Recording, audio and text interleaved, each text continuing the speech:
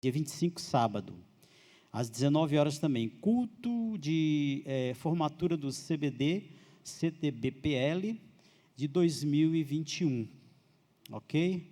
Sábado. Dia 26, domingo, às 18 horas, programação de Natal, Cristo é Vida. E no dia 31, sexta-feira, às 20 horas, a vigília de Ano Novo. Vocês conhecem, todos os anos nós temos participado e temos realizado essa vigília, e tem muitas vezes até testemunhos. O que eu tenho falado aqui é que, nessa ocasião, é a ocasião em que nós damos conta da nossa leitura sistemática, né?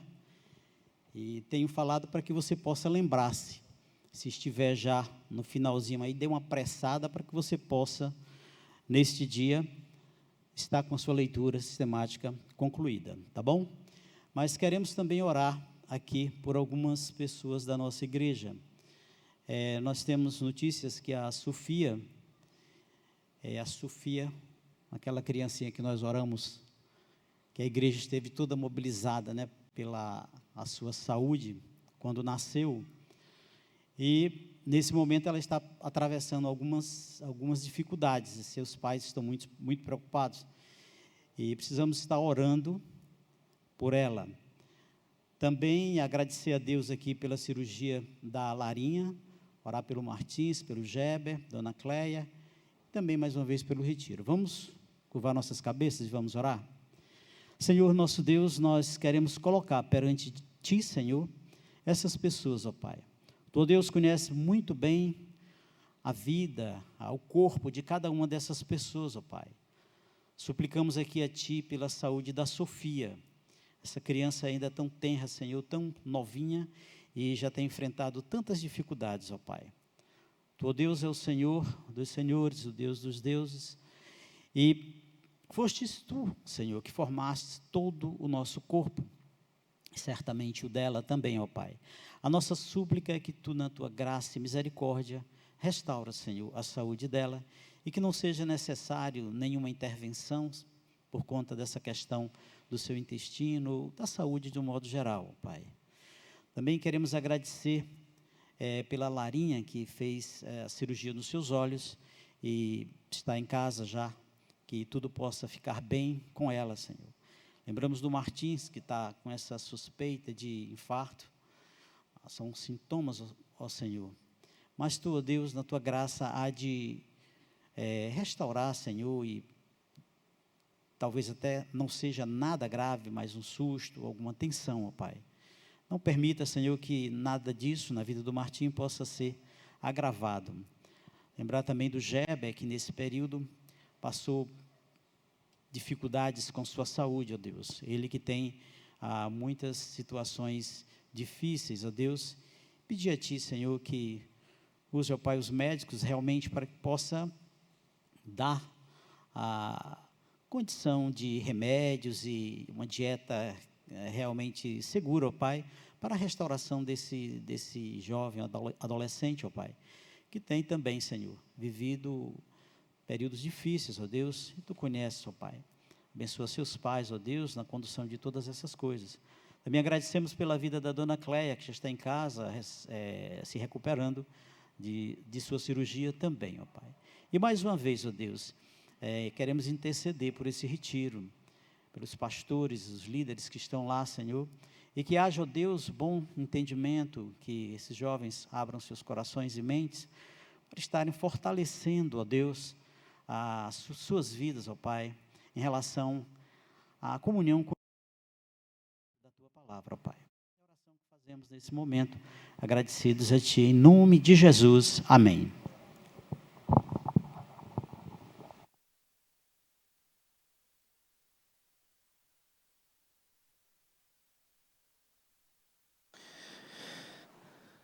Vamos continuar louvando o nome do nosso Deus.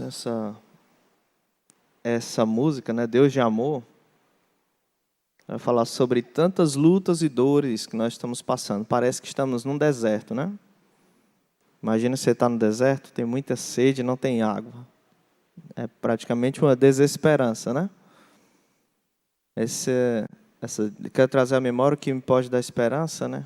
Pelo profeta Jeremias, ele falou isso. Ele viveu num momento bem difícil, conhecido como profeta chorão, né? Realmente, ele chorava muito, mas uma coisa que ele fazia muito bem era se colocar diante de Deus, derramar suas lágrimas e queixas diante de Deus. Pereceu a minha esperança, mas eu ainda esperarei em ti. É o que ele dizia. Minha esperança pereceu, mas eu esperarei em ti, né? E essa música ela vai dizer, né, o desfecho do sentido dela é que Deus é um Deus de amor. Então, diante do que você está vivendo, de lutas que nós vivemos, porque estamos aqui, devemos realmente ter essas lutas.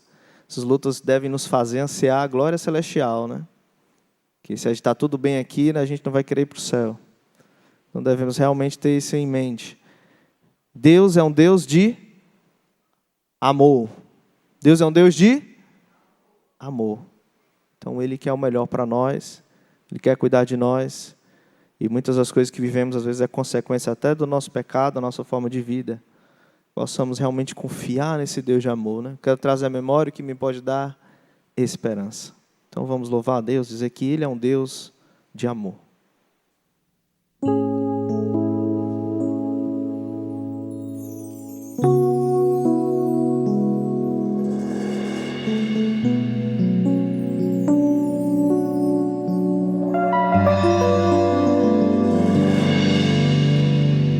Tantas lutas, tantas dores num deserto.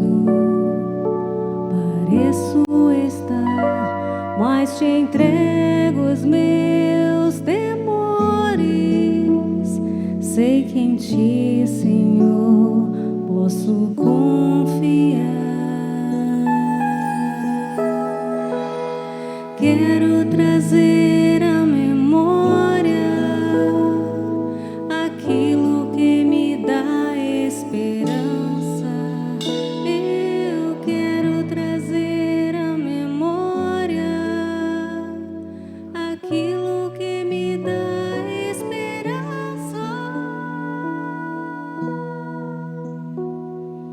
Como é bom poder pertencer ao Deus de amor. Como é bom poder confiar em tua fidelidade. Eu descanso em ti. Eu espero em ti. Eu te adoro, Deus de amor.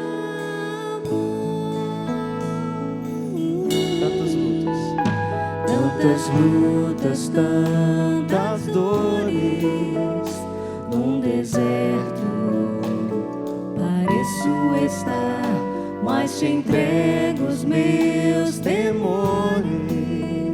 Sei que em ti, Senhor, posso confiar. Quero trazer à memória aquilo que me dá esperança. Eu quero trazer à memória aquilo que me dá esperança. Como é bom poder pertencer ao Deus de amor. Como é bom poder confiar em tua fidelidade. Eu descanso em ti. Eu espero em ti. Eu te adoro, Deus de amor. Em ti eu posso me alegrar, com ousadia declarar o Deus a quem eu sirvo nunca falhou e não falhará. falhará. Como é bom poder pertencer ao Deus de amor. Como é bom poder confiar em tua fidelidade. Eu descanso em ti, eu espero em ti, eu te adoro, Deus de amor. Eu descanso em ti, Eu descanso em ti, eu espero em ti, Jesus. eu te adoro, Deus de amor. Aquilo que me dá esperança, Deus de amor, quero trazer à Deus de memória. perdão e de Aquilo que me dá paz. esperança, Deus de amor, quero trazer à memória. Aquilo que me dá esperança.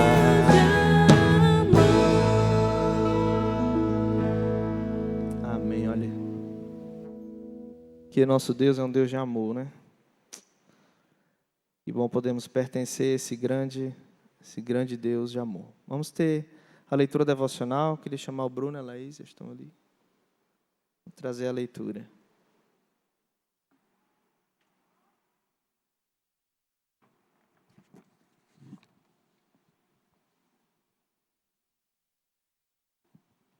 Bom dia, meus irmãos. Gostaria, antes de nós iniciarmos a leitura, reforçarmos aqui o convite do nosso chá de fraldas, na próxima sexta-feira, dia 17, às 7 horas. Nós contamos com a presença dos irmãos por esse momento de gratidão, que somos gratos a Deus pela vida do nosso filho que está a chegar, o Lucas, e contamos com a presença de vocês para que a gente possa engrandecer o nome do Senhor por isso, certo? Sexta-feira, próxima agora, né? Às 19 horas. Bom dia. Prepare o caminho. Pouco antes da primeira vinda do Messias, isto é, um pouco antes do primeiro Natal, João Batista fez algo por Israel. Voz do que clama no deserto, preparai o caminho do Senhor, endireitai no ermo, vereda nosso Deus, conforme Isaías 43. A cada ano, a chegada do Natal, de certa forma, traz algo semelhante a cada um de nós. Naquela época, muitos estavam despreparados para a vinda de Jesus e deixaram que o Natal de Jesus passasse por suas vidas de maneira despercebida. Não deixe que o Natal o pegue despreparado. Refiro-me ao despreparo espiritual. A alegria e o impacto do Natal serão muito maiores se você estiver pronto. Que você esteja preparado. Primeiro, medite sobre o fato de que precisamos de um Salvador. O Natal é uma acusação antes de se tornar um deleite.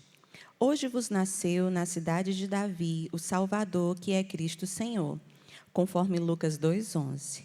Se você não precisa de um Salvador, não precisa do Natal. O Natal não terá seu efeito pretendido até que sintamos desesperadamente a necessidade de um Salvador. Deixe que a chegada do Natal ajude a despertar em você a sensação azeda e também doce da necessidade do Salvador. Segundo, realize um sóbrio autoexame. Relembrar o nascimento de Cristo e de sua salvação é reconhecer a necessidade de uma autoanálise, de uma reflexão sobre o nosso próprio coração. Sonda-me, ó Deus, e conhece o meu coração. Prova-me e conhece os meus pensamentos. Vê se há em mim algum caminho mau e guia-me pelo caminho eterno, conforme Salmos 139, 23 e 24. Que cada coração prepare para ele morada, limpando a casa. Terceiro, em sua casa faça uma antecipação. Renove a esperança e a enfatize a empolgação por causa da chegada do Natal, especialmente para as crianças. Se você estiver animado sobre Cristo, elas também estarão. Se você só torna o Natal emocionante com coisas materiais, como é que as crianças terão uma sede por Deus? Dobre os esforços de sua imaginação. para tornar visível para as crianças a maravilha da chegada do Rei. Quarto, seja intenso nas Escrituras e memorize as principais passagens relacionadas ao Natal do Senhor. Não é a minha palavra fogo, diz o Senhor, conforme Jeremias 23, 29. Nesta época da chegada do Natal, deixe que o poder da palavra de Deus acenda a chama da alegria em sua família, reúna todos em redor desse fogo. A palavra de Deus brilha com cores da graça, cura as feridas, ilumina as noites escuras. Peço aos irmãos que abram suas Bíblias em Lucas, capítulo 1. Aqueles que forem encontrando, por favor, fiquem de pé para que a gente possa fazer essa leitura. Eu vou ler dos versículos 1 a 25.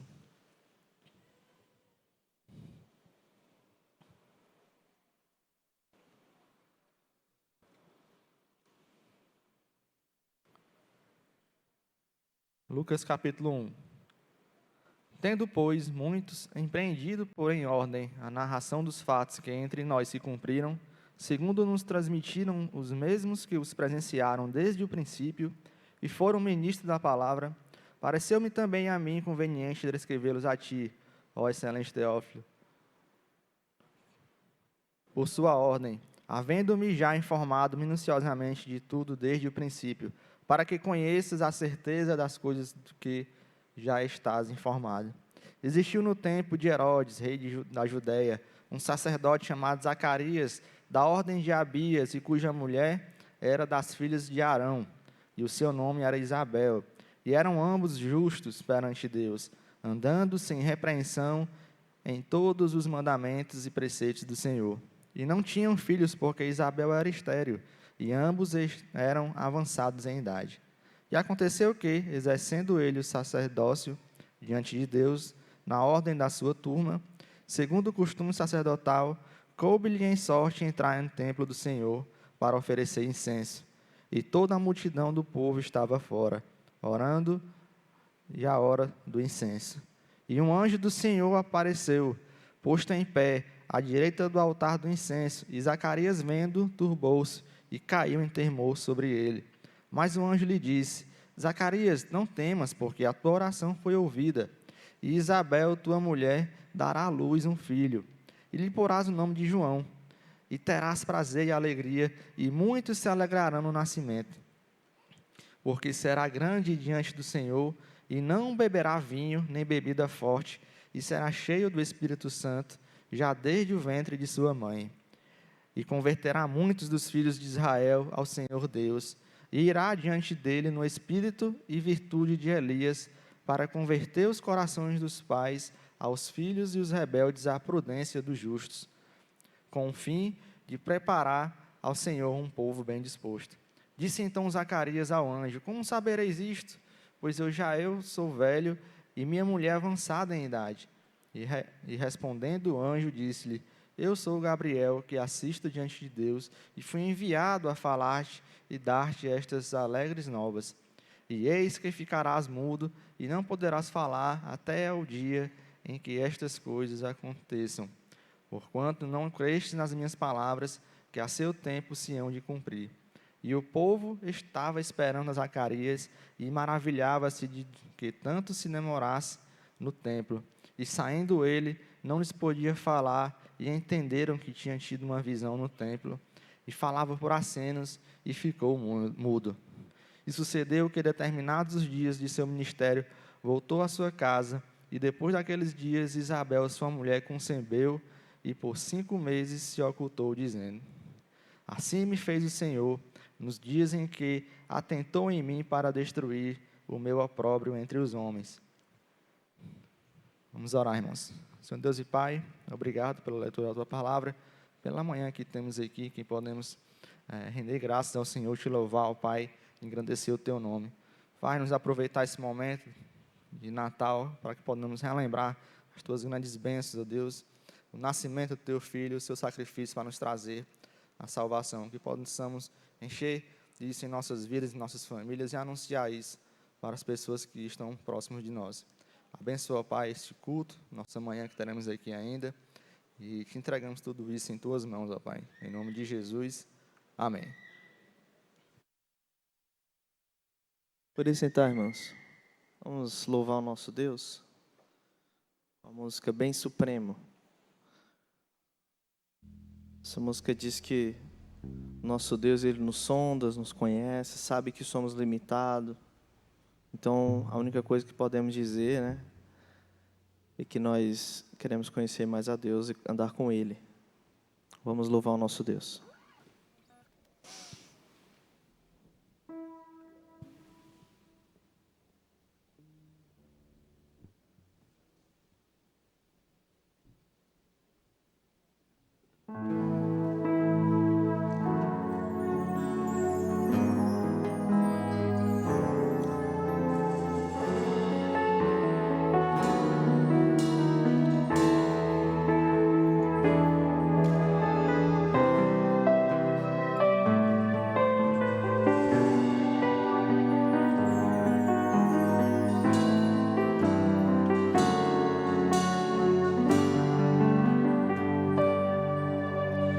Antes eu te conhecia, de ouvir falar,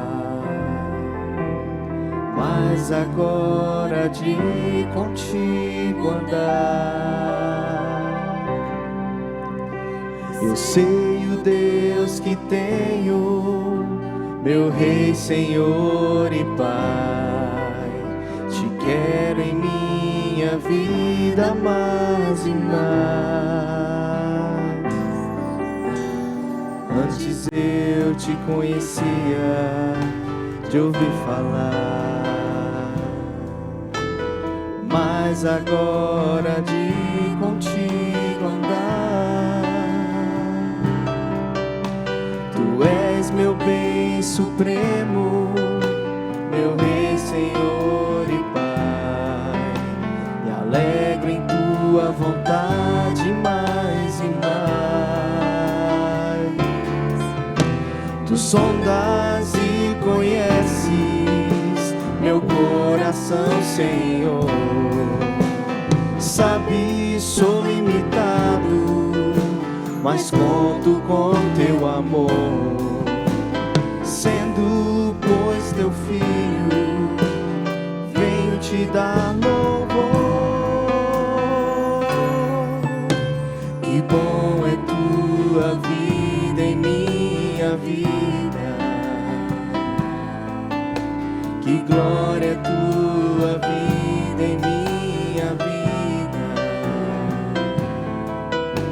Me alegro com tua vida em minha vida. Vinícius. Antes eu te conhecia, a voz da igreja, te ouvi falar.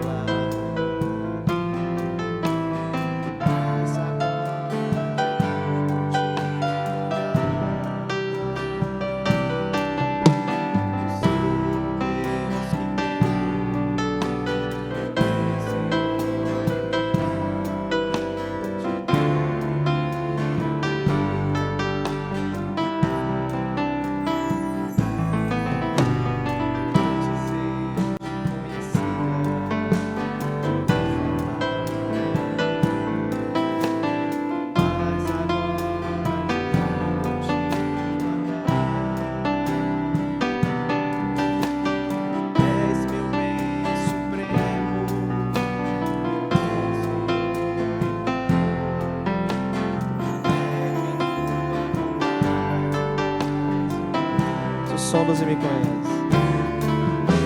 Tu sondas e conheces meu coração, Senhor.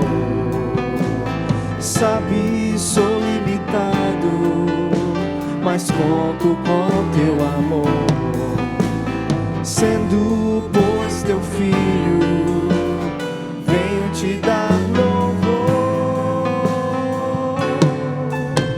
Que bom é tua vida em minha vida. Que glória é tua vida em minha. Tu sondas e me conheces.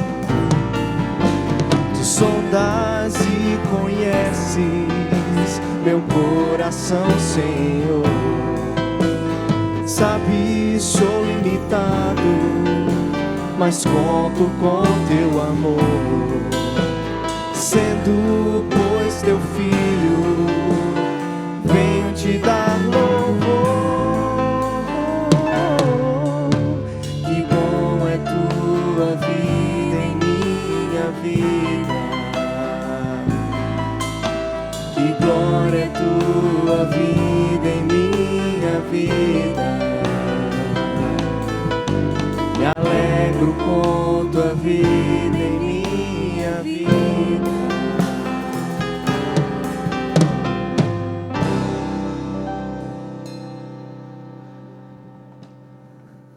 Mensagem, pastor Lúcio.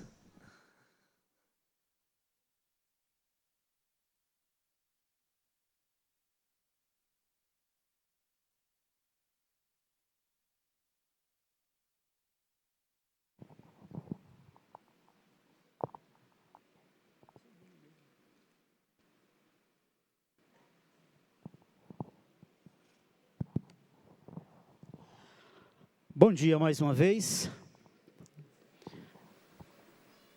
Vamos deixa eu acertar aqui um pouquinho.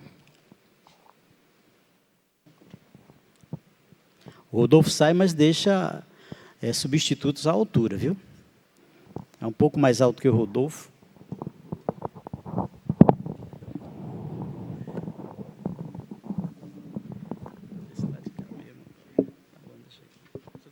Vai ficar melhor.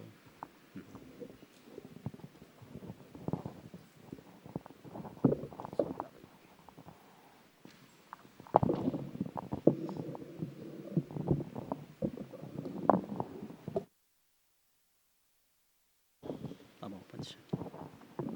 Deixa eu fechar.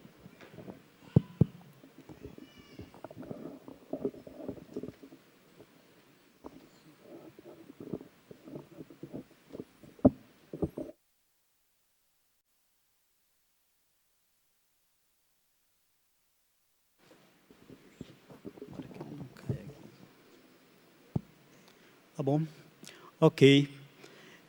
Como eu estava dizendo, o Rodolfo deixa sempre pessoas à altura. À altura na qualidade do serviço. E Luciano e os outros que substituem sempre fazem o seu serviço muito bem. Tu sondas e me conheces, Senhor, né? Tu sondas e conheces meu coração, Senhor. E sabe de toda a nossa dificuldade, não é? Sabe até como cuidar de nós, sabe como nos ensinar, sabe como nos exortar, sabe tudo, Senhor. Eu queria hoje, pela manhã, no devocional, falar um pouco de condições estabelecidas por Deus para uma real comunhão. Não só uma real comunhão das pessoas de um modo geral, porque devem ter também uma real comunhão com Deus, mas principalmente nossa, de cristãos. Nós, aqui, da igreja, né? Ver com vocês algumas condições aqui que Deus nos apresenta. Os absolutos de Deus são inegáveis, nós sabemos disso. O que é certo para Deus é certo. O que é errado, é errado. Né? E o que é pecado, é pecado. Nós só temos que ter muito cuidado quando nós erramos, simplesmente, ou por alguma razão cometemos alguma coisa que não chega a ser pecado, e às vezes são pecados, e nós falamos, não, nós erramos, nós cometemos erros. E não é bem assim, temos que separar as coisas porque, como falei, os homens é que costumam relativizar as coisas, mas Deus não. Deus conhece tudo muito bem. E no texto que meditaremos, agora pela manhã, eu queria que você pensasse bem, não levasse não se deixasse tomar por alguma falta de atenção, mas pudesse valorizar o que nós vamos ler. Porque nós queremos apresentar aqui 3 condição que Deus coloca para essa real comunhão com Ele, tá bom? Então eu queria que você abrisse aí a sua Bíblia no primeiro, na carta de João, 1 João capítulo 1, versos 5 até 2, verso 2. Vamos fazer essa leitura. Não atente aí para mais nada, mas cuide de estar atento ao que o Senhor vai dizer neste texto. Queria convocá-los também a ficar em pé. Possível, só quem não puder realmente pode ficar sentado, mas os que tiver a disposição, a coragem, a força, eu sei que aqui quase 100% é assim, não é não, Carmen? Então, vamos ficar em pé. 1 João capítulo 1, verso 5, a capítulo 2, verso 2, diz assim, a palavra de Deus: E esta é a mensagem que dele ouvimos e vos anunciamos, que Deus é luz, e não há nele trevas nenhuma. Se dissermos que temos comunhão com ele e andarmos em trevas, mentimos e não praticamos a verdade. Mas se andarmos na luz, como na luz está, temos comunhão uns com os outros, e o sangue de Jesus Cristo, seu Filho, nos purifica de todo pecado. Se dissermos que não temos pecado, enganamo-nos a nós mesmos, e não há verdade em nós. Se dissermos, se confessarmos os nossos pecados, Ele é fiel e justo para nos perdoar os pecados e nos purificar de toda injustiça. Agora sim, se dissermos que não pecamos, fazemo-lo mentiroso e a sua palavra não está em nós. Capítulo 2. Meus filhinhos, estas coisas vos escrevo para que não pequeis. E se alguém pecar, temos um advogado para com o Pai, Jesus Cristo justo. E Ele é a propiciação pelos nossos pecados, e não somente pelos nossos, mas também pelos de todo o mundo. Senhor, nosso Deus, nós pedimos ao Pai, nesse instante, a Tua bênção, a Tua direção, para a Tua palavra e para cada um de nós aqui, Senhor.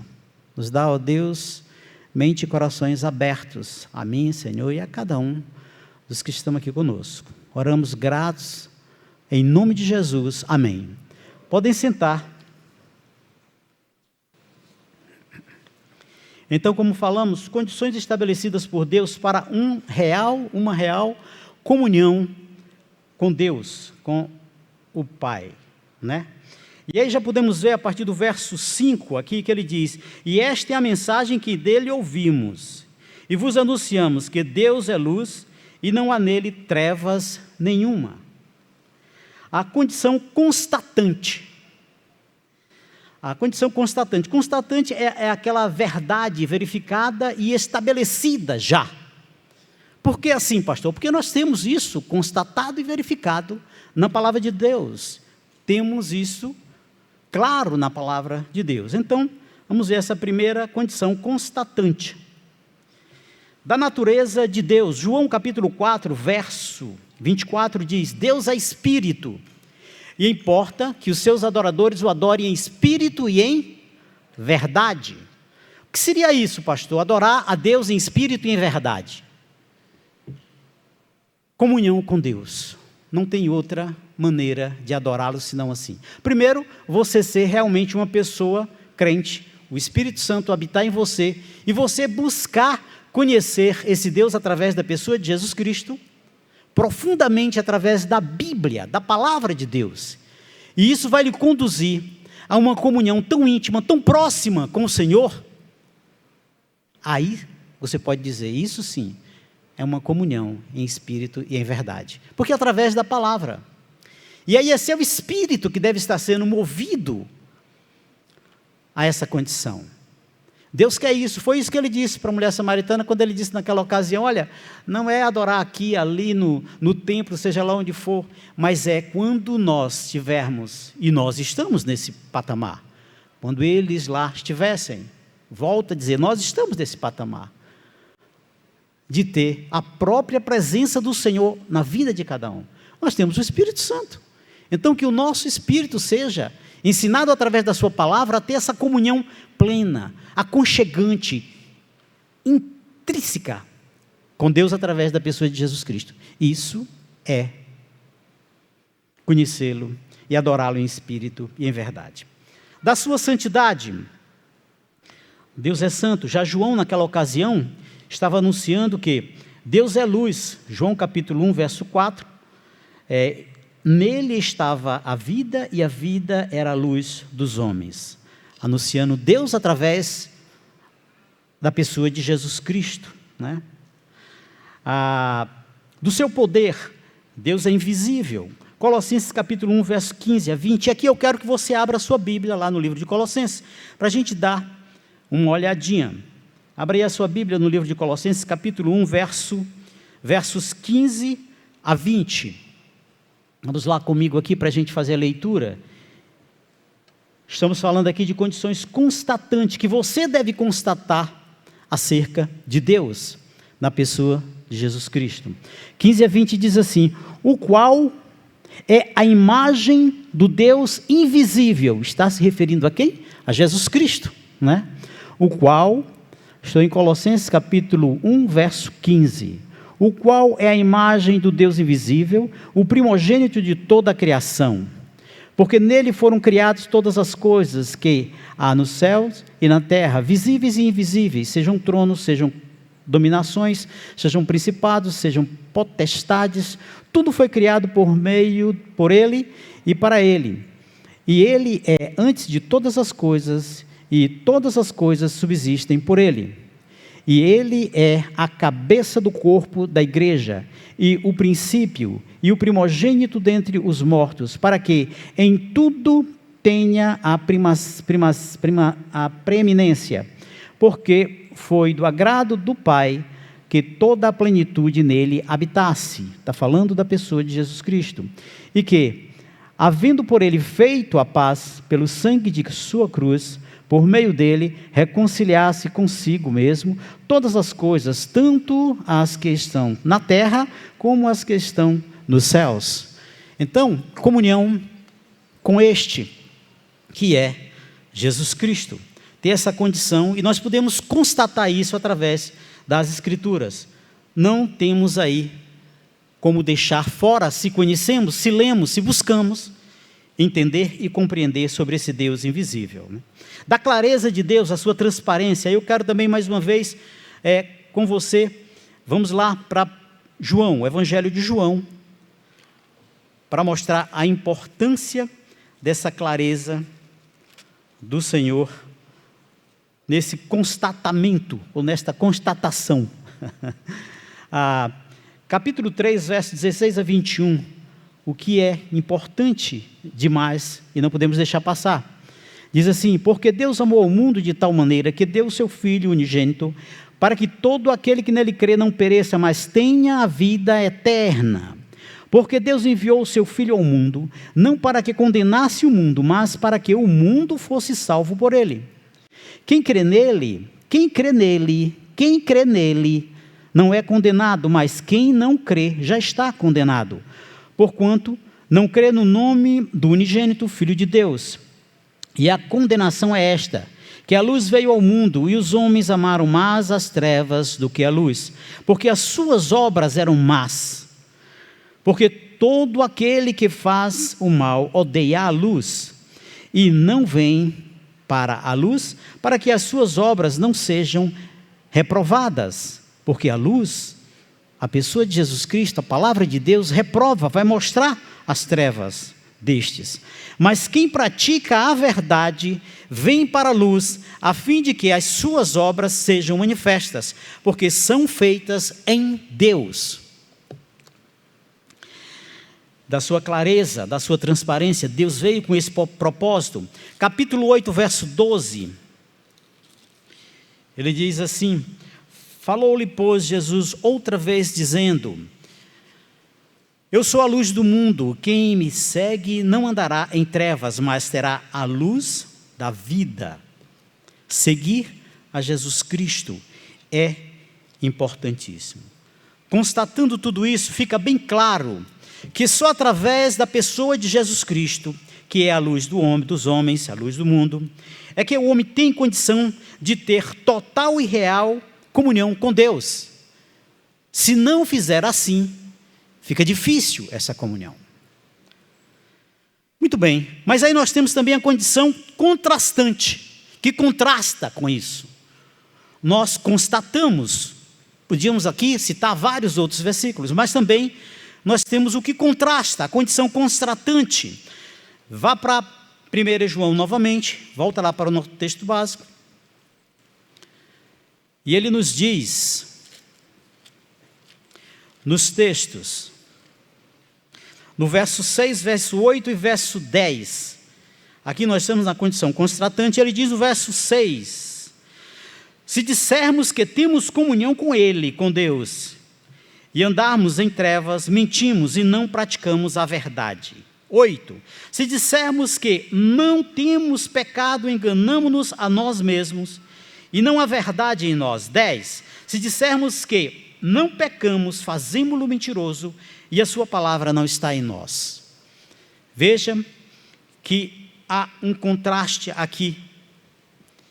E esse contraste muitas vezes não, sempre é criado pelos próprios filhos de Deus, por nós mesmos. Muitas vezes é vergonhosa a maneira como caminhamos, a maneira como andamos, a maneira como falamos, a maneira como resolvemos os nossos problemas, lá fora, na igreja. Muitas vezes resolvemos por nossos impulsos e não indo buscar a palavra de Deus. E isso nos deixa numa situação de contraste com a própria palavra de Deus. E com o Senhor, e com Deus na pessoa de Jesus Cristo. Então afrontamos a Deus, opomos-nos a Deus. Isso é contrastante. Eu gosto dessas palavras.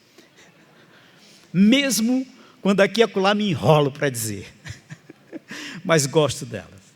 Nós vimos constatante, agora estamos no contrastante. E o texto nos fala de uma comunhão falsa com Deus. O Senhor faz uma advertência contra isso, contra essa situação. E ainda em João capítulo 3, verso 19, só voltar rapidinho, eu gosto também quando usamos muito a Bíblia. Vamos lá, vamos para a Bíblia. Por isso é que o celular atrasa, viu, pessoal?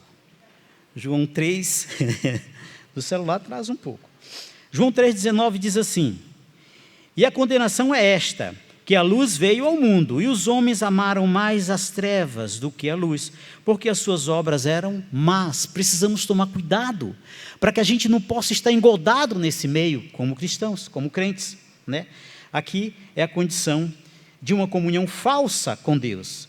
Ainda capítulo 12, verso 35 de João, Evangelho de João, 12:35, diz assim: disse-lhe, pois, Jesus: a luz ainda está convosco por um pouco de tempo. Andai enquanto tendes luz, para que as trevas não vos apanhem. Pois quem anda nas trevas não sabe para onde vai. Pastor, isso era o texto que Jesus Cristo usou quando estava aqui na terra. Ele usou para os discípulos, advertindo-os: olha, ainda estou aqui, da sua luz. E que tal se hoje nós temos o Espírito Santo caminhando com cada um de nós, vivendo e habitando em cada um de nós? Não é o próprio Cristo que está conosco? Essa condição contrastante nos leva a pensar exatamente nisso. Precisamos tomar cuidado, não podemos ter uma comunhão falsa com Deus. O Espírito habita em nós e nos cobra uma real condição de vida com Deus. O texto ainda, verso 6, verso 8, verso 10, vai falar de que mentimos, de que não temos, enganamos, né? Vamos lá, de volta para o nosso texto. 1 João. O verso 6, ele diz, agora foi eu que me enrolei aqui nas páginas. O verso 6 diz assim: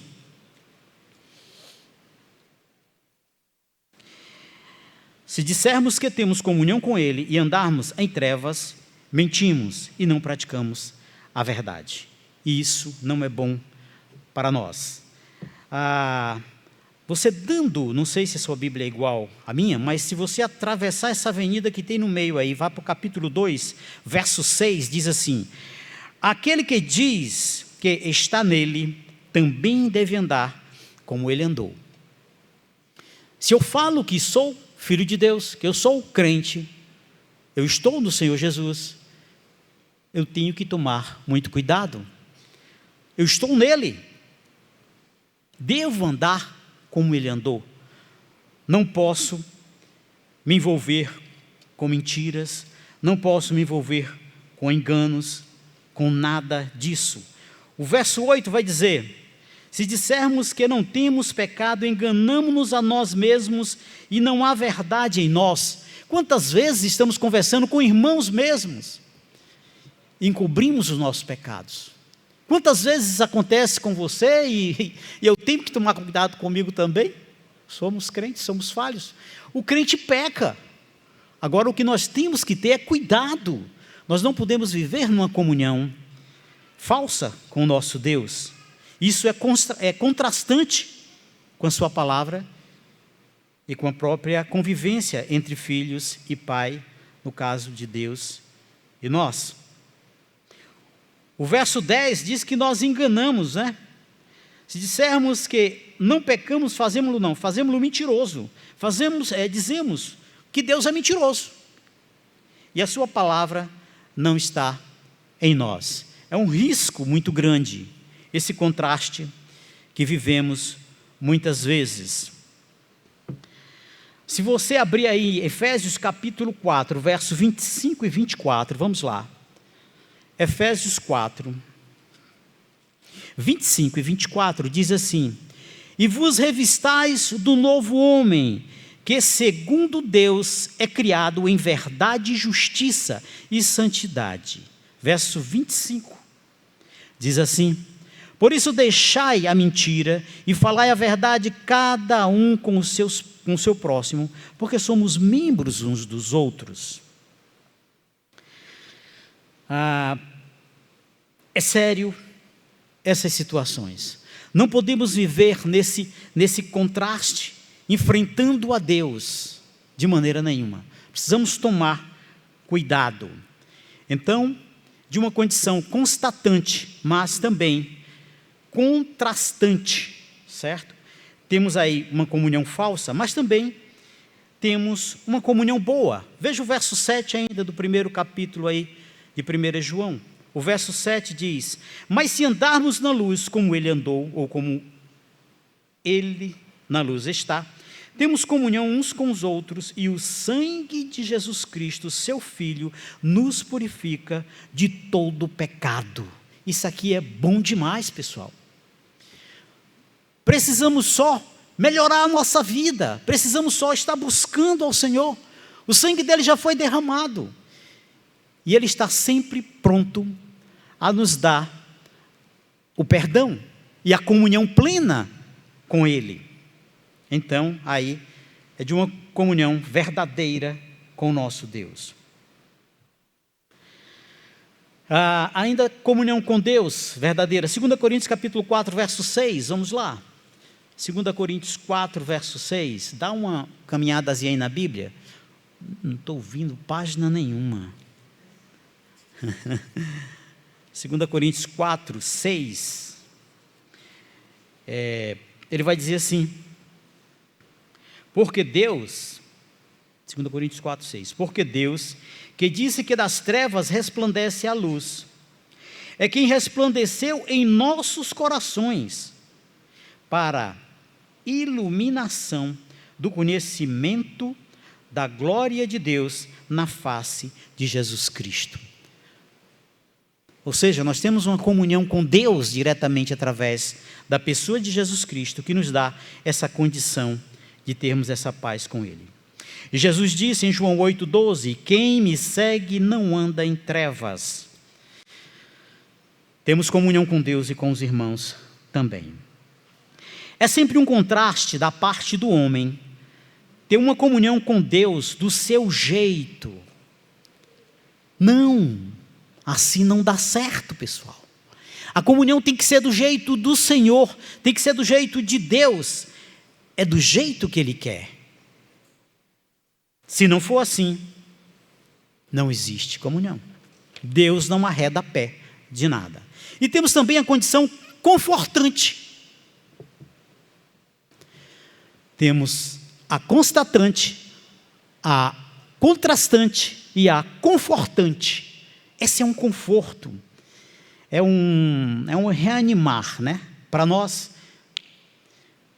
Veja aí no nosso texto, verso 9, capítulo 2, 1 e 2. Verso 9 diz: se confessarmos os nossos pecados, Ele é fiel e justo para nos perdoar os pecados e nos purificar de toda injustiça.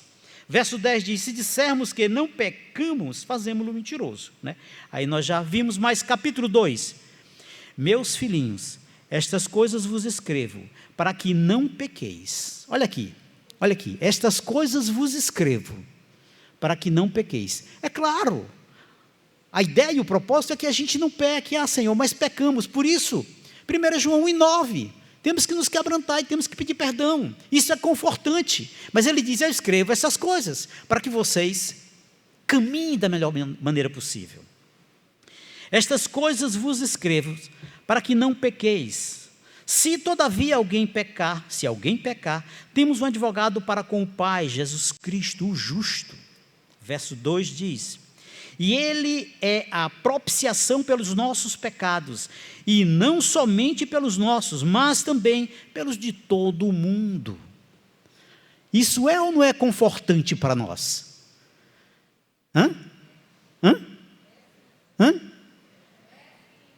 Pessoal, a gente deve gritar: é sim, isso é confortante demais. Nós temos uma saída. Nós não vamos ficar presos aos nossos pecados. Isso deve ser agradável demais para nós. Saber que Deus, até dessa maneira, se preocupa conosco. Eu devo sentir eu sinto esse conforto. Eu me alegro quando eu vejo: puxa vida, Senhor, aqui eu pequei, me perdoa, Senhor. E eu sei que Ele está me apoiando, porque está registrado, eu aprendi isso. E eu devo lutar para não pecar. Mas se pequei, Senhor, me perdoa. Ele me dá esse conforto. Certeza do perdão, verso 9, vimos aqui. Certeza da intercessão, capítulo 2, verso 1 e 2, Ele está sempre intercedendo. Meus filhinhos, essas coisas eu vos escrevo para que vocês tenham essa paz, para que vocês fiquem seguros. Nós temos um advogado, é Jesus Cristo. Você conhece esse advogado habita em você através do Espírito Santo. Use os serviços dele. Desculpe. Use os serviços dele. Quantos de nós aqui estamos às vezes em pecados e nem lembramos de pedir perdão? É um contraste. Precisamos ter conforto, meus irmãos. Precisamos ter conforto. Eu quero concluir, aí a sua Bíblia está aberta já em 1 João, só com um texto. Eu vou ler o capítulo 2, do verso 3 ao verso 7, eu vou estar concluindo.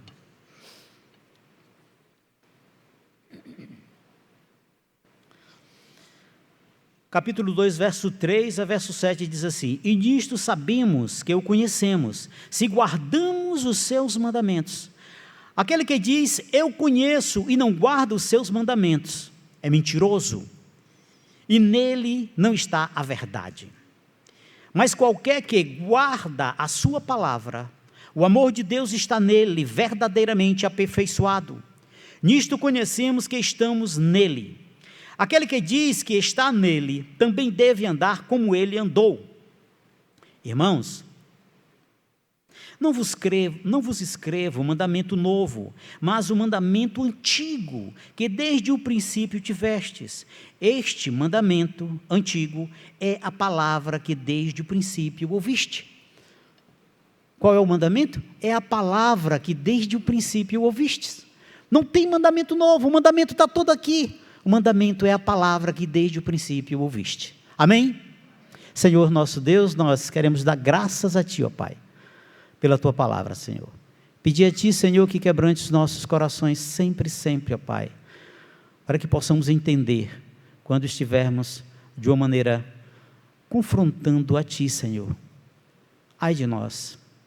Ó Pai, tem misericórdia, Senhor, e nos abençoa. Nos dá a condição de entendermos o nosso viver e a nossa comunhão contigo e com a igreja, com os irmãos da igreja. É a oração que te faço nesse instante, em nome de Jesus. Amém. O professor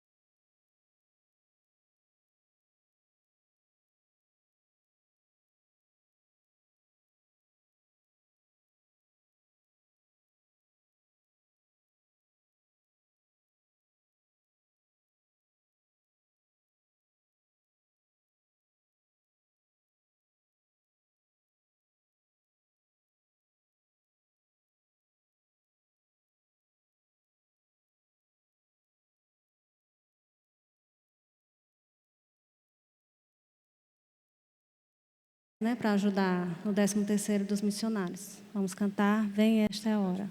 Vamos ficar de pé?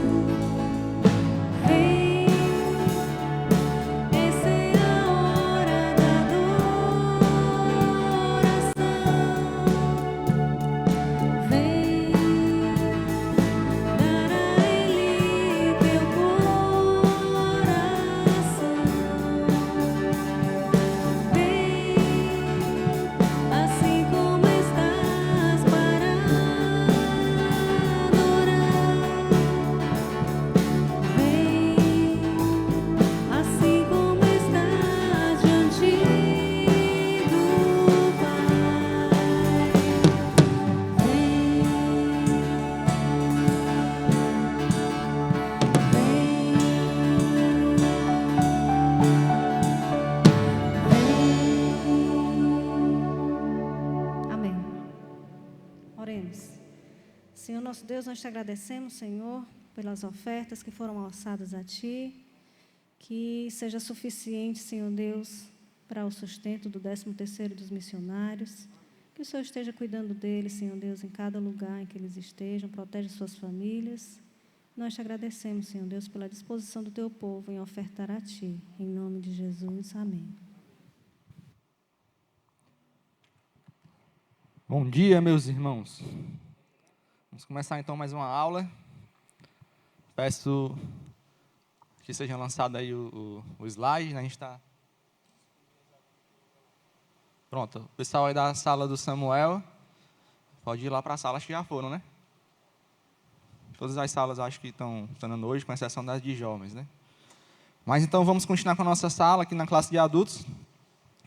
Estamos tratando aí sobre os alicerces da vida cristã. E a gente tem comentado bastante sobre os pontos de ancoragem, aqueles lugares onde a gente pode se agarrar. Isso com certeza nos livrará em momentos difíceis, né? Em que nós podemos nos agarrar, em que nós podemos buscar quando passamos por dificuldades, por tempestades. E a gente está trabalhando nessas últimas aulas sobre um primeiro ponto de ancoragem, que é: minha vida não é inútil.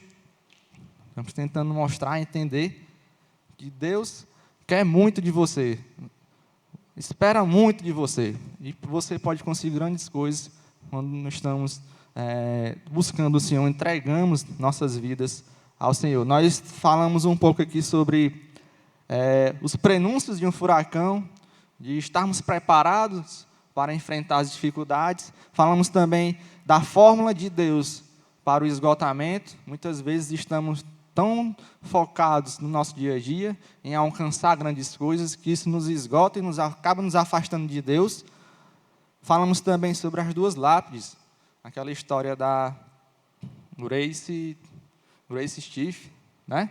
E da mulher samaritana, pessoas diferentes, né? Que apesar de terem suas vidas com dificuldades, passarem por grandes problemas. O túmulo lá, a lápide da senhora Grace, indicava que ela nasceu, cresceu e morreu sozinha, e tudo indicava que a mulher samaritana também teria uma vida semelhante, mas o encontro dela com Jesus mudou a sua vida. Então, nós podemos nos voltar para Jesus e entregar nossas vidas a Ele. O Romulo, na aula passada, também falou sobre as 6 horas dessa sexta-feira, já fazendo referência ao livro, que é o que a gente está usando como referencial teórico, né, nas nossas aulas. E mostrou muito bem sobre a importância do sacrifício de Jesus para as nossas vidas, para nos dar segurança da salvação. E a gente vai continuar com esses temas. Antes de mostrar o tema que a gente vai tratar hoje, eu vou começar da mesma forma que o autor aqui do livro, no caso, Max Lucado, trata desse tema, certo? Ele conta a história do primeiro dia de aula da filha dele. Passei para algo um pouco parecido. Ele esticou um pouco aqui, um escritor, sabe tratar as palavras, né? Mas a gente vê um pouco de semelhança com as nossas vidas, assim. Eu coloquei a foto aí do Daniel no seu primeiro dia de aula, aí. Recente, né? Foi agora em agosto, né? Começou a aula, a gente procurou um colégio para ele, passamos aí semanas procurando, decidindo se estava no período certo, se não estava. Fomos lá nos colégios, falamos com professoras, lá eles ficou vendo metodologia, toda aquela questão, toda aquela preocupação, né, de escolher a escola, de perguntar, né, sobre as pessoas que estudavam lá, tinham filhos lá, se aquela era a melhor escola, se tinha boa referência, até que chegou o grande dia dele ir para a escola. Esse aí foi o primeiro dia, ele tinha acabado de acordar, tomou o banho, todo arrumado, e estava preparado aí para ir para a escola, né? Mas aí chegou a hora de acordar ele. A gente se preparou na noite anterior, na semana. Agora nós vamos acordar o Daniel, porque ele vai para o primeiro dia na escola. Aí você chega lá perto da cama, vê ele lá, aquele sono tranquilo. O que é que você pensa, né? Acho que alguns, ou talvez grande parte, já passou por isso. Talvez outra parte ainda vá passar, né? E a gente fica pensando, será que ele precisa ir mesmo?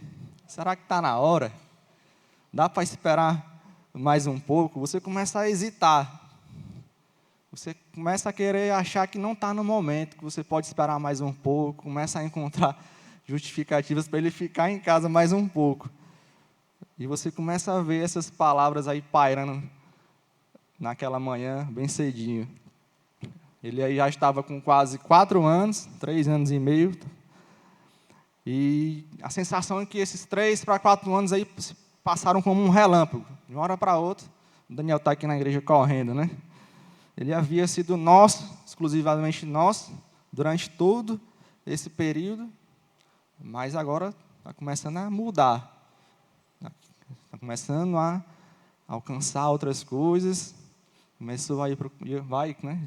Nesse dia ele começaria a ir para o colégio, a ter contato com outras pessoas, a brincar, a fazer outras coisas que não estaria aí com seu pai e a sua mãe. O mundo dele praticamente era a nossa casa e a igreja, que era onde a gente vinha com frequência. Agora isso passaria por uma expansão. A gente pensa até a não acordá-lo para ele ir para a escola. Não é por causa do colégio em si, das escolas. Não porque ele não quisesse, porque ele passou a semana falando disso. Ele não falava noutra coisa além de ir para a escola. Mas acredito que a gente hesita, pensa em não levá-lo ou adiar esse momento, porque você não quer entregá-lo. Você fica naquela sensação de que é seu, você pode segurar mais um pouco, né? Mas aí a gente acordou ele, a gente interrompeu aquele período dele e disse: Daniel, acorda, agora está na hora de ir à escola. Né? É interessante que no livro, o Max Lucado, ele cita esse momento que ele acordou a filha dele, começou a vesti-la, a se preparar, e em meio a esse preparo, ele estava cantando uma música, e eu, por curiosidade, eu fui procurar que música era ela e trouxe para a gente ver aqui essa música para você ver o que ele estava sentindo, né? Vê se vocês conseguem colocar aí, Luciano. Enquanto ele arrumava sua filha, preparava ela para o colégio, ele cantava a música Sunrise e Sunset.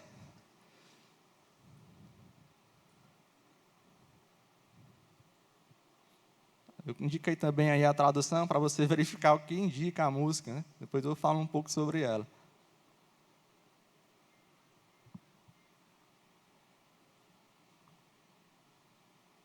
A little girl I carry, is this the little boy at play? I don't remember growing older. When did they? When did she get to be a beauty? When did he grow to be so tall? Wasn't it yesterday when they were small?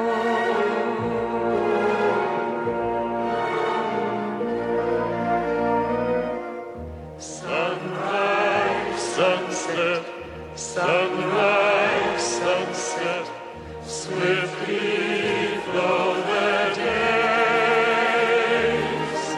Seedlings turn overnight to sunflowers,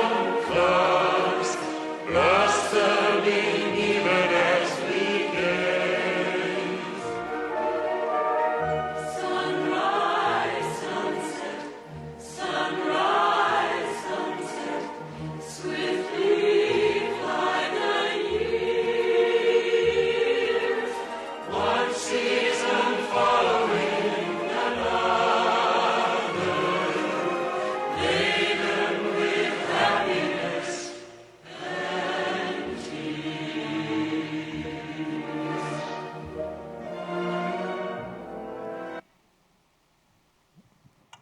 Essa música, Sunrise Sunset, de Jerry Bock e Sheldon Harnick, é de um musical, o musical Fiddler on the Roof, violinista do telhado. Conta a história de uma pessoa chamada Tevi, de um homem chamado Tevi. Ele tinha 5 filhas E ele estava tentando manter suas filhas e suas tradições religiosas judaicas. Ele era judeu e estava com medo de que elas perdessem esses costumes judaicos, porque elas estavam crescendo, estavam prestes a se casar, e ele tinha medo, inclusive, dos seus futuros maridos terem outros costumes, outras influências que fariam com que ela perdesse esses costumes judaicos, né? Então, é um musical, ele trata um pouco desse assunto, de um período da Rússia em que os judeus foram expulsos. Então, tem toda uma história por detrás disso. Mas você percebe a preocupação da pessoa que construiu essa música, e você percebe uma preocupação maior ainda do comentário de Max Lucado, arrumando seu filho no primeiro dia de ir para a escola e cantando essa música. Aí você pensa, imagine quando ela for realmente casar, né? Por enquanto ela está indo só até a escola. Quando for casar, eu acho que vai passar mal, vai morrer. Mas, enfim, a gente não quer entregar. Fica preocupado, evita entregar, evita adiar toda essa questão, né? Mas, enfim, ao chegar no colégio, levei naquele dia o Daniel para o colégio. Quando a gente estava chegando lá, parei o carro e a gente olha para ela e fala, vamos, Daniel, para o colégio, chegou a hora. Aí ele para e diz assim para a gente, papai, eu quero ir para casa, eu amo a minha casinha. Aí pronto, aí pegou pesado, né? Eu acho que ele começou a medir a situação, começou a perceber que ia ficar longe do pai e da mãe. Aí, eu acho que o colégio é legal, mas eu acho que eu amo mais a minha casinha, vamos voltar? Aí você pensa, né, na situação. O que é que você pode esperar, né? Tá bem, Daniel, vamos para casa, esquece tudo que aconteceu, vamos para casa. Mas não é isso que a gente vai fazer. A gente sabe da importância, sabe que ele estaria bem, que passaria por bons momentos, né? Que ele iria aprender, ia rir, ia brincar com as crianças, ia passar por momentos bastante importantes ali também, né? Eu queria que a gente lesse agora os versículos de Romanos, capítulo 8, dos versículos 26 até o 32, certo?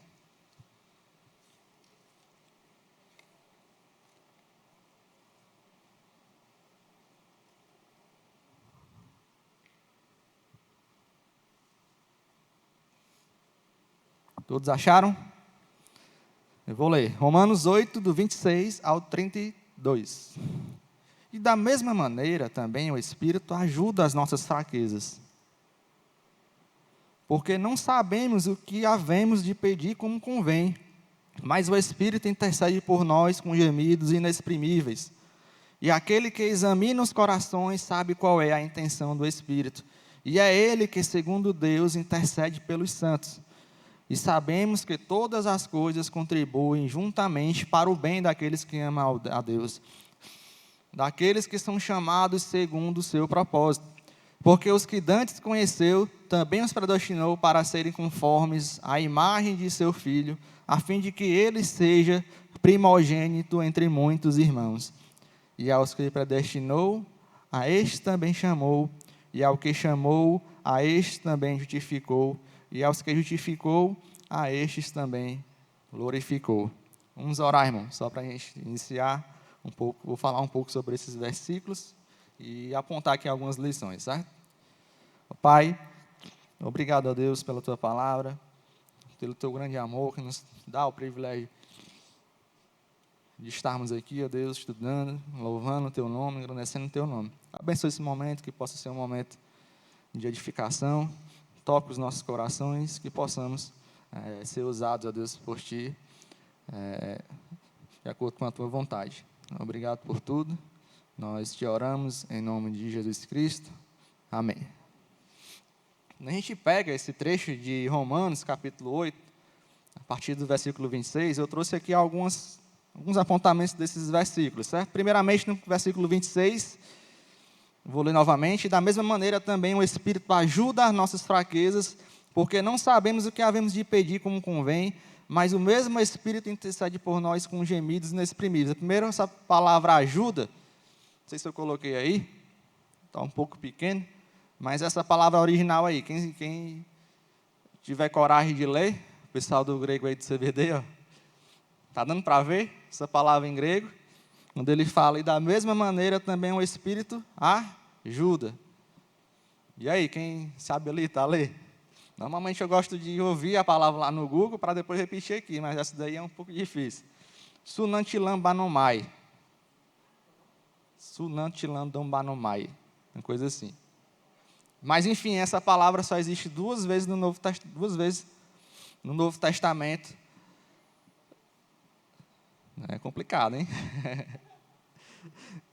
Tem aqui nesse versículo, e da mesma maneira também o Espírito ajuda nas fraquezas, e tem em Lucas, capítulo 10, versículo 40.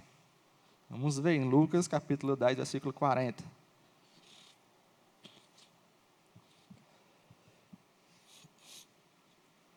Quando ele diz, Marta, porém, andava distraída em muitos serviços e aproximando-se disse, Senhor, não se te dá de que minha irmã me deixe servir só?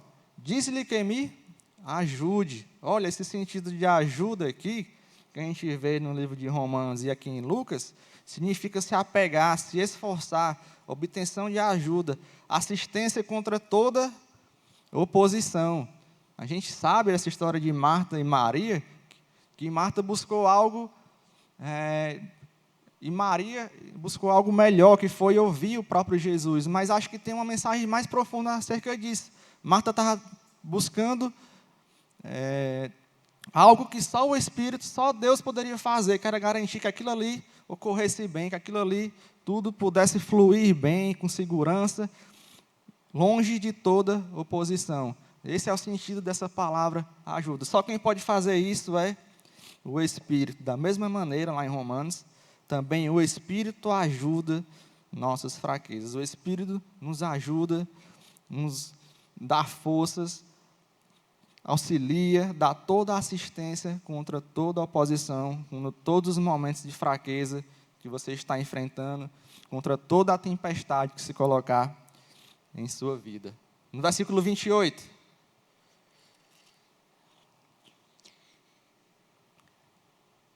E sabemos que todas as coisas contribuem juntamente para o bem daqueles que amam a Deus, daqueles que são chamados segundo o seu propósito. Todas as coisas, a gente aqui quando lê esse versículo, sempre tem um comentário, saber quem seria o sujeito, né, desse verbo contribuir. Porque umas pessoas indicam que é todas as coisas que vão destinar, né, fazer essa contribuição, todas as coisas que vão contribuir, ou se é o próprio Deus. Os estudiosos, eles indicam que é o próprio Deus que vai nos contribuir, Ele é quem vai nos ajudar. Quando a gente lê, a gente tende a achar que são as coisas que vão acontecendo, mas é o próprio Deus quem as coloca. O sujeito desse verbo contribuir é o próprio Deus. É Deus quem vai nos trazer todas as coisas que acontecem nas nossas vidas, para que assim nós possamos crescer, que isso irá contribuir para o nosso bem. No versículo 29.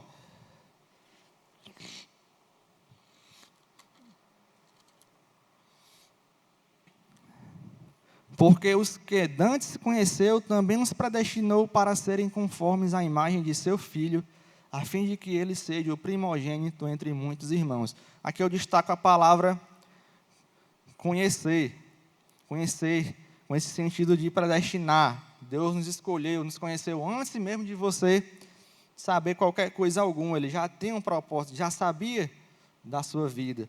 E eu trouxe alguns versículos que apontam essa graça, essa eleição, que é frequentemente encontrada na palavra de Deus. Eu coloquei aqui a primeira em Amós, capítulo 3, versículo 2, quando diz, de todas as famílias da terra, só a vós os tenho conhecido, portanto eu vos punirei por todas as vossas iniquidades. Falando sobre o povo de Israel andando em desconformidade com a lei. E ele diz que por conhecer, por saber, querer bem a eles, eles seriam punidos. Oséias, capítulo 3, versículos 4 e 5. Todavia, eu sou o Senhor teu Deus, desde a terra do Egito. Portanto, não reconhecerás outro Deus além de mim, porque não há Salvador senão eu. Eu te conheci no deserto, na terra muito seca. Mais uma vez, essa palavra conhecer sendo associada com essa questão de ter escolhido. 1 Coríntios, capítulo 3, capítulo 8, versículo 3, diz o seguinte: mas, se alguém ama a Deus, esse é conhecido dele. Mais um versículo também no Novo Testamento, Gálatas 4:9. Mas agora, conhecendo a Deus, ou antes, sendo conhecidos por Deus, como tornais outra vez a esses rudimentos fracos e pobres, aos quais, de novo, quereis servir? Gálatas 4:9. As pessoas já conheciam a Deus, mas por conta da pressão dos judeus, eles estavam querendo voltar às práticas do judaísmo e esquecer da sua salvação em Jesus Cristo. E Paulo luta bastante nessa epístola de Gálatas para eles entenderem que eles já foram conhecidos diante de Deus. Deus já os conhecia, já os havia lhes dado a salvação. Então a gente vê bastante essa palavra conhecer. Deus nos conheceu. No versículo 30, a gente vai ver que o fato de alguém amar a Deus, que a gente vê agora no versículo 28, é um resultado de uma ação divina. No versículo 28 diz, no versículo 30, né? E aos que predestinou, a estes também chamou, e aos que chamou, a estes também justificou, e aos que justificou, a estes também glorificou. Tudo é uma ação divina. Deus nos conhece por causa de sua graça divina. Nós somos predestinados para ser conforme seu Filho. Ele nos chama, não no sentido de um simples convite, mas por uma chamada efetiva. Nós somos justificados em consequência dessa chamada e nós seremos glorificados. Tudo diante desse plano de Deus, a partir do momento em que Ele nos conhece, que Ele nos chama para junto dEle. Tudo isso também a gente vê em 1 João 3:2. Vamos ler 1 João 3:2?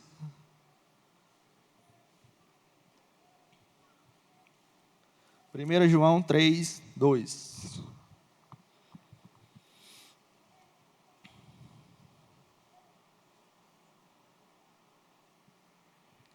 Amados, agora somos filhos de Deus, e ainda não é manifestado o que havemos de ser. Mas sabemos que, quando Ele se manifestar, seremos semelhantes a Ele, porque assim como é, o veremos. Olha, nós seremos como o próprio Jesus, como o nosso próprio Pai. Seremos semelhantes a Ele, assim o veremos. Essa é a promessa de Deus para cada um de nós. Então, você vê nesse texto que Paulo tenta explicar para as pessoas essa importância, que Deus tem o poder de nos salvar, de nos guiar. Ele nos predestinou, Ele nos conheceu, Ele prepara o nosso caminho, prepara você. Você foi predestinado, você recebeu um chamado, Deus lhe justificou, por tudo isso para a sua glória. Mas aí parece que as pessoas ainda têm dificuldade de entender isso. E Paulo pega um pouco mais pesado, né? Aí ele vai para o versículo 31 e diz: que diremos, pois, à vista destas coisas? O que é que você tem a dizer por isso? Você confia? Você acredita que você foi predestinado? Você foi justificado? Você confia na sua salvação?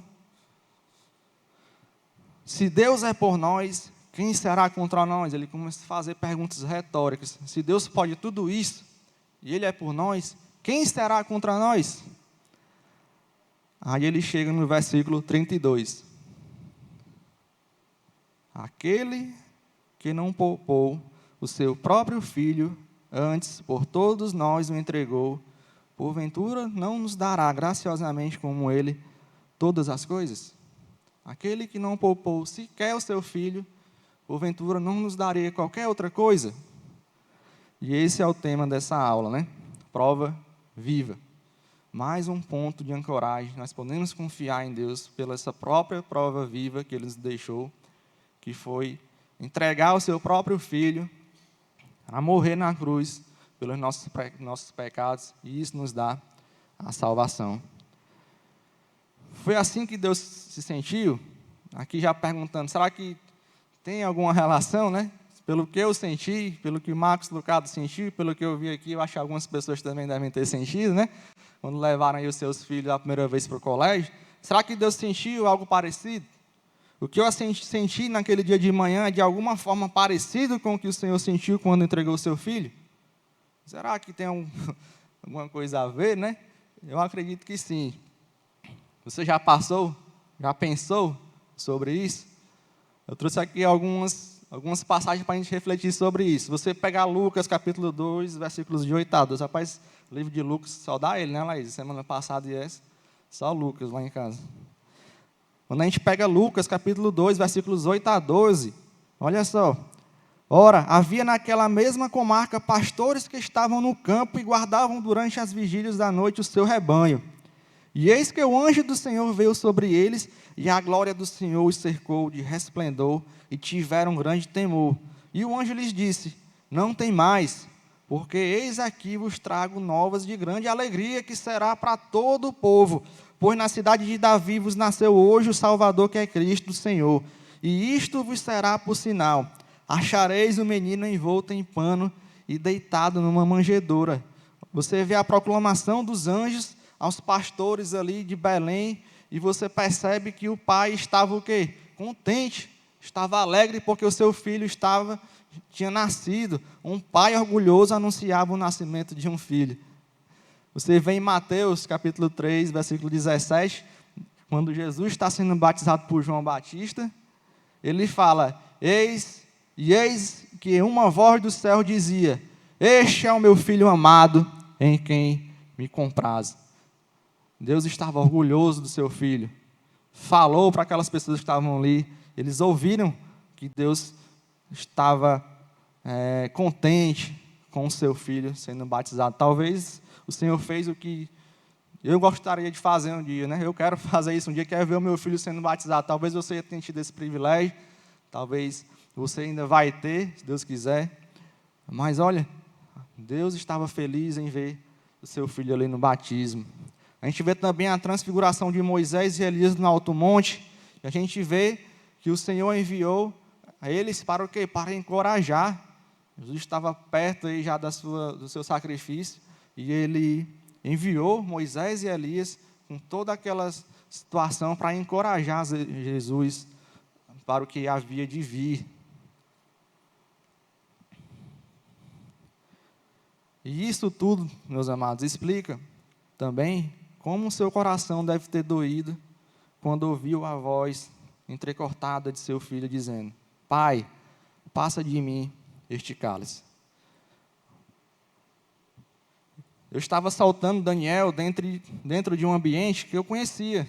Nós sabemos que ele ia enfrentar lá, sabemos que era o colégio, que ele riria, que ele desenharia figuras, faria atividades. Mas o Senhor despediu-se de Jesus sabendo que cuspiriam nele, caçoariam dele e até o matariam. Entreguei o meu filho plenamente ciente de que se ele precisasse de mim, o que é que eu faria? Olha, igual um relâmpago, pum, daria lá. Uma pessoa que tivesse, aconteceu outro problema aqui com o Daniel, tal. Não, na hora, já estava lá, né?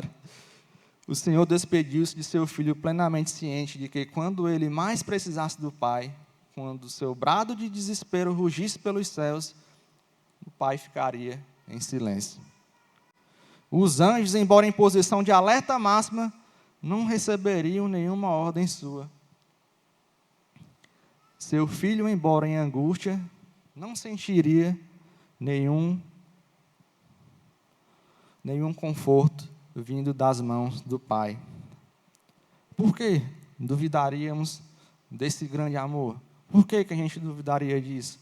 Eu acho que Paulo, por isso que eu disse que ele pegou pesado, né? Chegou num ponto, para ver se as pessoas entendem. Deus nos salvou, nos mudou, nos justificou. Nós temos um chamado firme, mas às vezes a gente não entende que foi muito mais do que isso. Ele enviou o seu filho para nos dar a salvação. Enviou o seu filho para morrer. Não hesitou em entregá-lo como nós hesitamos, porque era necessário isso. Espero que você faça a mesma coisa que eu fiz quando eu estava fazendo esse estudo. Lembrando do meu filho, lembrando do amor de Deus para comigo. Desta vez não triste por causa do que eu tinha que dar, né? Entregar ao meu filho, mas grato por aquilo que eu havia recebido, que é essa prova viva de que Deus se importa. O sacrifício de Jesus é um verdadeiro ponto de ancoragem que nós devemos nos agarrar, que nós devemos ter sempre em mente em nossas vidas. Eu queria encerrar lendo Romanos, capítulo 5, versículo 8. Resume um pouco sobre essa aula, né?